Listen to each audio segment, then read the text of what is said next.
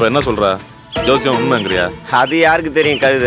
ஆனால் ஜோசியம் சொல்லி அதை நாம் கண்டுக்காமல் விட்டேன்னு வைங்க, நாளைக்கு ஒரு சின்ன பிரச்சனைனா கூட நம்மளால தான் அந்த மிஸ்டேக் நடந்துச்சுன்னு சொல்லி ரொம்ப ஃபீல் பண்ணுவோம். அப்புறம் நம்மளை தூங்கவே விட மாட்டாங்க. இப்போ தனியாக போகாமல் இருந்து நாளைக்கே ஒரு பிரச்சனைன்னு வைங்களேன், உங்கள் மனசுலேயே ஒரு உறுத்தல் வந்துடும், அடடா தப்புன்ட்டுமேனு. அப்புறம் சின்ன சின்ன பிரச்சனை கூட அதான் காரணம் தோணும். என்னத்துக்கு வீணா டென்ஷனு? தனியாக போகிறது நல்லதுங்கிற? ஆமாண்ணே, அம்மா சொல்கிறத கேட்கலன்னு வைங்க, நாளைக்கு ஜலதோஷம் வந்து தும்முனா கூட இந்த மேட்ரோட முடிச்சு போட்டு புலம்ப ஆரம்பிச்சிருவாங்க. இதெல்லாம் தேவையா?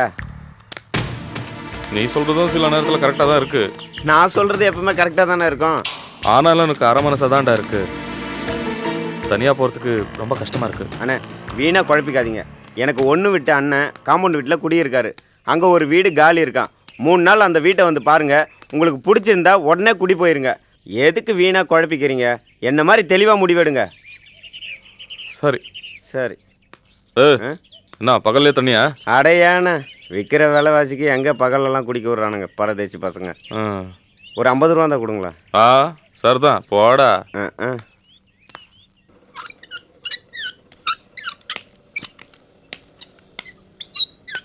நிர்மலா சரவா எங்க?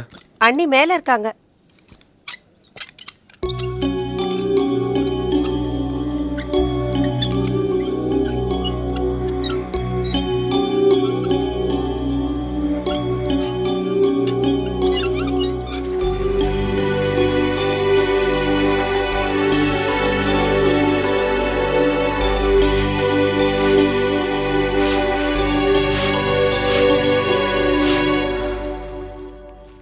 என்ன மாடியில் தனியா இருக்க?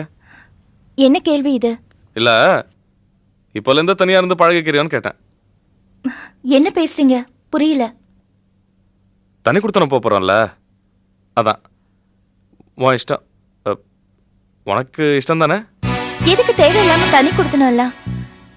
ஒண்ணு வேண்டாம், எனக்கு சுத்தமா பிடிக்கல. என்ன சொல்ற? தனி கொடுத்தனும் போக வேண்டாங்கிறியா? என்ன கேட்டா இது தேவையில்லாதுன்னு தான் சொல்லுவேன். இல்ல சரோ, ஒன்னா இருந்தா தினம் உனக்கும் அம்மாவுக்கும் ஏதாவது ஒரு பிரச்சனை வந்துட்டே இருக்கு. தனியா போனா இதெல்லாம் இருக்காதுல்ல, நிம்மதியா இருக்கும். பிரச்சனைகள் எங்கதான் இல்ல, யாரோட தான் இல்ல. அப்பா அம்மாவோடையும் கூட பிறந்த அக்கா தங்கச்சிங்களோடையும் எல்லாரோடவும் பிரச்சனை இருக்கத்தான் செய்யும். அதுக்காக எல்லாரையும் விட்டுட்டு தனியா போக முடியுமா? எல்லாரையும் அனுசரிச்சு தானே போறோம். அதுதானே சொந்த பந்தத்துக்கு அடையாளம். என்னை பொறுத்த வரைக்கும் புகுந்த வீடையும் பிறந்த வீடையும் நான் ஒன்னா தான் நினைக்கிறேன். ஆனா அத்தை தான் என்ன சரியா புரிஞ்சுக்கல. அது எனக்கு கொஞ்சம் வருத்தம் தான். அதுக்காக பிரிஞ்சு போணுமா? இது என்னமோ எனக்கு சரியா படல. நிஜமாவா சொல்ற?